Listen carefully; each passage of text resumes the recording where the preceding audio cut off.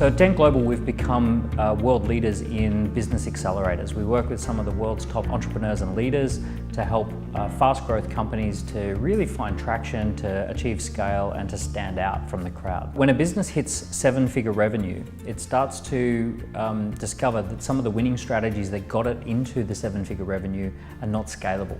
And it really starts to try and find its identity as a scalable business. So it's about taking some of the ideas that are in the founder's head or in the leadership and management team's head and getting them into what we call assets. So there are 24 assets that are really important for scale. And these relate to brand, they relate to the way you interact with the marketplace, they relate to the products, they relate to the culture and the systems that run the business. And there's also some funding assets that help you to achieve investment or loans. So we talk about those assets, and these are documents, they're systems, they're algorithms. These are all the types of things that are going to allow the business to scale. So when a business hits that critical point where it's really outgrown one or two individuals' ability to scale it and grow it, it really has to focus on assets. Some of the hallmarks of a business that doesn't have the right assets is that things bottleneck around an individual.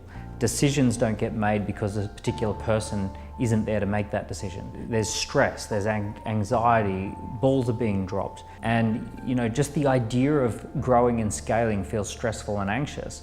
When you've got the right assets in place, it doesn't feel like that. So when the right assets are in place, decisions get made quickly, results happen fast, and you could easily open a new city or you could enter a new market because those assets, especially in the digital world, scale. It's a very powerful position to be in, and it's one that we found ourselves in. In our first 5 years, we opened up in the USA, the UK, Singapore, and Australia, because we had the right assets in order to scale. And when we looked at what was preventing our clients from scaling, we could actually spot these are the types of things that helped us to solve that problem.